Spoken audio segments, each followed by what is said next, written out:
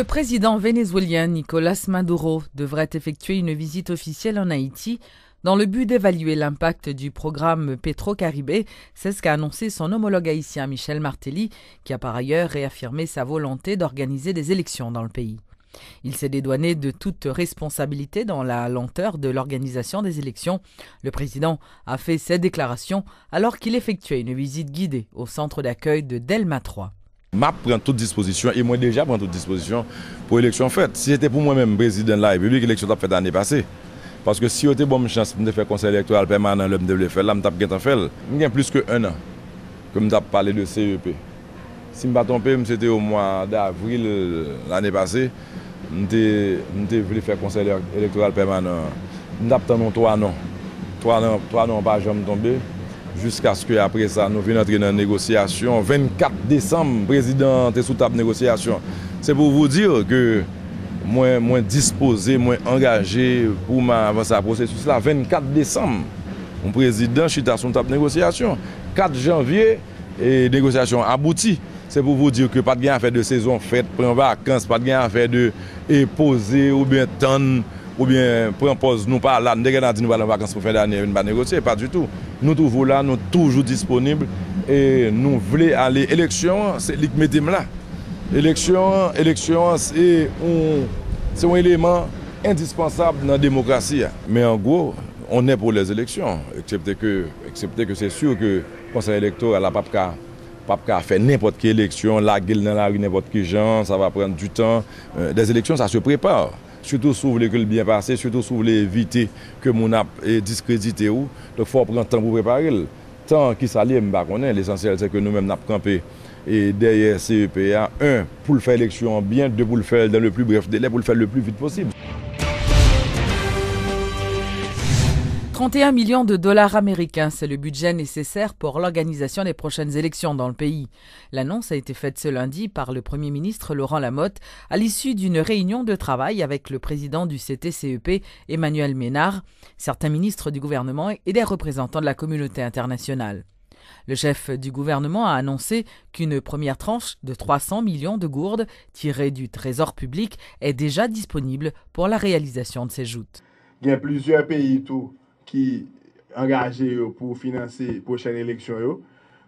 Donc, nous allons gagner l'autre rencontre de travail avec bailleurs de fonds pour nous capables d'encourager, mobiliser les fonds nécessaires pour que l'élection soit faite. Nous mettons d'accord tout que pour nous bien supporter CTCEPA de manière plus efficace, de manière plus coordonnée, nous mettons sous pied un comité, un groupe de travail qui gagne un membre de chaque institution que nous cité là.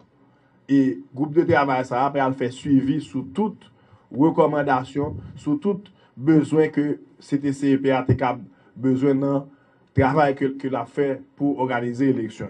Nous connaissons que l'organisation de l'élection est incontournable et le gouvernement mobilisé et le gouvernement engagé et c'est pour ça tout que nous sommes un premier contributeur dans le fonds organisation élection. Ça c'est la 3e rencontre que nous gagnons avec CTCEPA pour l'organisation élection. Donc ça a démontré pour tout le monde qui pense que le gouvernement n'est pas intéressé à faire l'élection, nous mettons tout le monde autour de table pour qu'on ait dans le niveau respectif qui support le cap pour que CTCEPA pour le capable de gagner toute coordination possible pour le capable sentir que les corée pour que les cap fait travail pour gagner des élections libres, honnêtes et démocratiques le plus vite que possible. C'est ça que souhaitons nous, c'est ça que veut nous. Il a fait tout effort, nous pas ménager aucun effort pour que ça a fait le plus vite que possible. Le président de la Chambre des députés se dit optimiste concernant la tenue des élections avant la fin de l'année. Selon lui, il est possible de les organiser dans un délai de 4 mois à compter de l'adoption de la loi électorale. Les élections doivent se tenir cette année. Novembre-décembre, il faut que l'élection soit faite. Sinon... Écoutez, le sénateur, deuxième tiers sénateur, il y a même mandat avec nous. Ça veut dire que j'aurai à partir. Vous avez peur de peur jamais de la vie, parce que nous avons la loi comme boussole. Nul n'a la capacité de fragiliser le Parlement haïtien, cette institution noble qui a fait démocratie. Et son théorie de domino, lui. Si on monde, parce que moi, je suis le président de la Chambre, je ne suis pas dans la spéculation. qu'a gagné en tête, ou bien t'as conseiller président de la République à fragiliser le Parlement, son domino lié. Président, tout fragiliser, tout système là, tout a tombé. Je peux affirmer ici encore, il m'a affirmé, le président Martelly a été élu de façon démocratiquement. Il n'y a pas de membre dans le CEP, il n'y a pas de ensemble de bagages. Il n'est pas là pour fragiliser la démocratie, au contraire. Je tout dis, dans 4 mois, il a fait élection dès qu'on fait une loi électorale. Le Premier ministre est sur la bonne voie. J'encourage M. Lamotte qui a une bonne foi. C'est une rare monde que je constate qui a une bonne foi, qui a une bonne volonté, M. Laurent Lamotte, qui voulait aller sur une ligne, c'est un démocrate, nous, démarche, il voulait avoir un bon rapport avec tout le monde, il est sur bonne voie, là, il ouais, membre CEPO 2 fois, il voulait élection, et il voulait qu'il gagne l'élection cette année, ça, et a gagné l'élection cette année, parce que c'est obligatoire pour le renouvellement du personnel politique haïtien. Le président du collège transitoire du Conseil électoral permanent, c'est TCEP, Emmanuel Ménard, annonce des rencontres avec les secteurs vitaux du pays avant la soumission du projet de loi électorale à l'exécutif.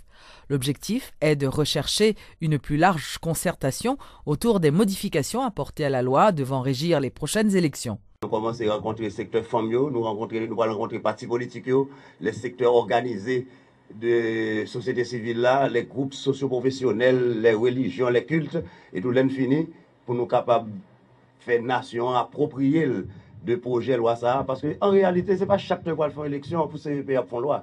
Son loi électorale qui fait pour la net, on le consacre nous avons 2-3 articles changés, mais chaque temps qu'il y a une élection qu'on loi électorale, chaque temps qu'il y a une élection qu'on l'argent pour dépenser, chaque temps qu'il y a une élection qu'il y a matériel qui pour acheter. Donc c'est ça, nous avons une fonction institutionnalisée, appareil, organisme qui là pour faire élection, et puis mettez machine technique là en forme pour nous faire élection. Il y a pile l'innovation, nous penchons sur vote électronique, nous penchons sur vote haïtien qui électeur gain 4 à l'étranger, nous penchons sur vote anticipé pour les gens qui sont femmes enceintes, les gens qui sont handicapés, les gens qui ne sont pas capables de prendre ligne. Nous penchons tous sur devoir civique pour employer l'État, étudiants, professeurs, universités à engager la surveillance électorale, le jour vote là comme membre bureau. Nous engager nous tout pour nous capables de moderniser structure bureau contentieux électoral. C'est autant d'innovation que nous avons pour nous partager avec les partis politiques, les organisations socio-professionnelles, les organisations de la société civile, les universités et tout le monde, secteur vital dans le pays, pour nous capables de nous transférer l'exécutif là, pour un projet pluriel. Ce n'est pas 9 personnes qui chita qui écrit un bagage qui va exécutif là, mais pour la nation appropriée. Parce que chaque temps qu'on fait élection, nous plaignons, nous demandons l'argent, nous plaignons, nous demandons l'appui technique. Donc enfin, après 27 ans, il faut que l'institution électorale a commencé grand monde tête li, pendant que nous demandons appui technique, mais il faut que nous soyons capables au niveau légal, au niveau structurel, qu'on ça nous voulait et commencer à mettre structure ça pour chaque temps d'élection, pour y avoir son institution, son machine locale haïtienne qui a fait élection pour haïtiens. Des citoyens de Turgeau tirent la sonnette d'alarme sur la mauvaise gestion d'un site de captage d'eau dans la zone par la DINEPA. Ce site n'est plus protégé depuis fort longtemps et n'est pas entretenu par les autorités alors qu'il continue de desservir plusieurs quartiers de Port-au-Prince. Se regroupant au sein du mouvement dénommé des jeunes de Turgeau en action, ces citoyens se disent menacés par toutes sortes d'épidémies avec l'eau du robinet. Ils appellent donc la DINEPA à réhabiliter ce captage. Aujourd'hui, c'est une ravine, une décharge, un raccourci ou un abattoir. Mais ce site est avant tout un captage du CAMEP devenu DINEPA, datant d'avant les années 50. Situé à hauteur de Turgeau, ce captage s'étend sur un important périmètre déclaré protégé par le président du Marseille estimé.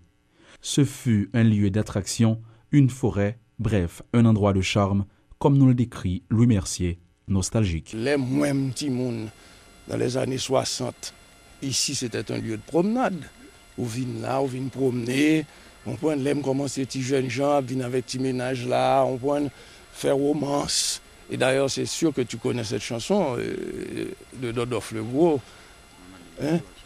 On allait d'eau Turgeau, en bas pied mango. Là, tu charges avec pied mango, pas vrai d'Haïti. L'âme véritable, Zaboka. Beaucoup d'arbres fruitiers qui étaient. C'était ça la source de Turgeau. Les années passent et les lieux perdent sa magie. Les arbres sont coupés systématiquement, les autorités n'entretiennent plus l'espace. Le coup fatal a été le séisme du 12 janvier. Les murs sont tombés et des rescapés ont envahi les alentours. Depuis, le site n'est devenu qu'une ravine, regrette Aladin Steve et Watson Kanga. On fait la tournée un véritable abattoir. Les tournées partout, on regarde des bêtes là, on regarde des cochons, cabrites, tout ça. Nous avons commencé à nettoyer là, nous avons commencé à sensibiliser la population en tout.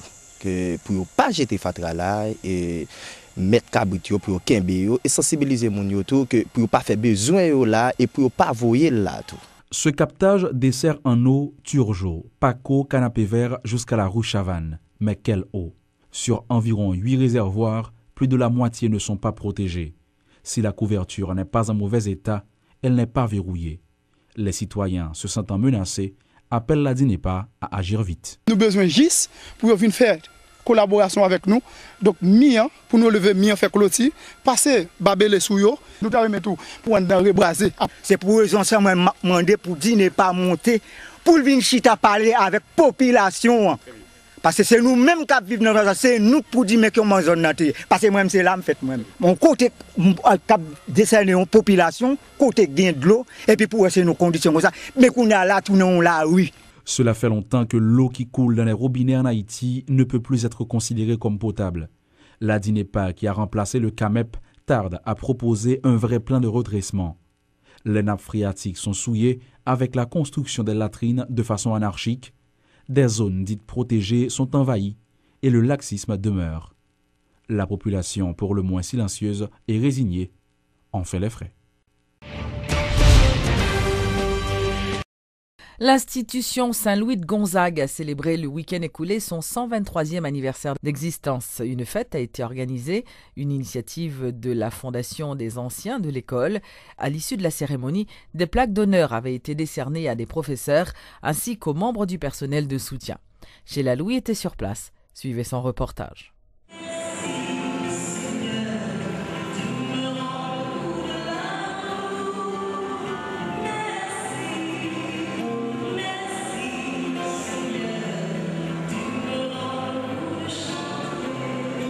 C'est sous la bénédiction divine que l'institution Saint-Louis de Gonzague a célébré ses 123 ans d'existence le week-end dernier. Anciens et nouveaux élèves, dirigeants de l'école, professeurs, parents et amis ont fait le déplacement à cette occasion spéciale pour assister à la messe traditionnelle et à la cérémonie d'hommage au corps professoral et au personnel de soutien. 123 ans, ça se fête, et ceci de manière grandiose. Heureux et fier d'avoir appartenu à la grande famille saint-louisienne, le président de la Fondation des anciens de l'institution Almiracle Saint-Fort nous livre ses sentiments. Rien qu'à dire 123 ans, 123 ans, ça veut dire c'est beaucoup. C'est même pas pour moi 123 ans. Saint-Louis, 123 ans d'excellence, Saint-Louis, 123 ans de continuité. C'est même pas pour les anciens de Saint-Louisiens. Ça devient une institution nationale, ça appartient au pays.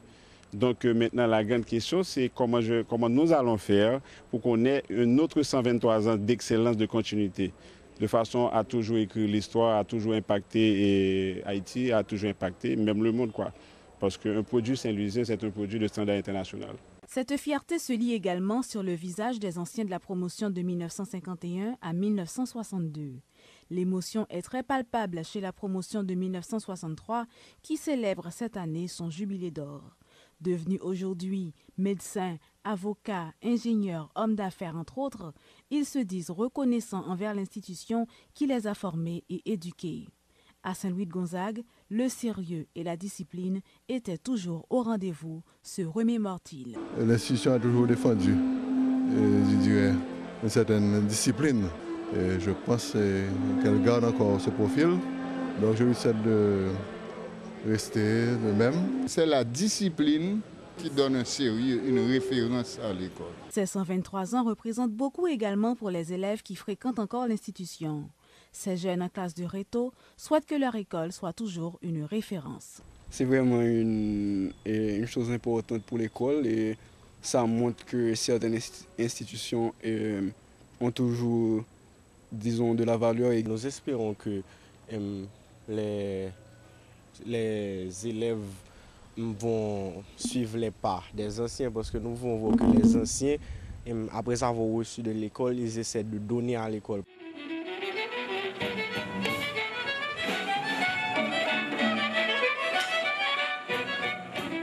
Durant 123 ans, l'institution Saint-Louis de Gonzague s'est construite une réputation dans le milieu éducatif haïtien.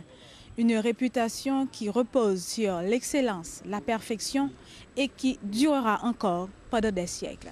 C'était Sheila Louis depuis l'institution Saint-Louis de Gonzague pour Télémétropole.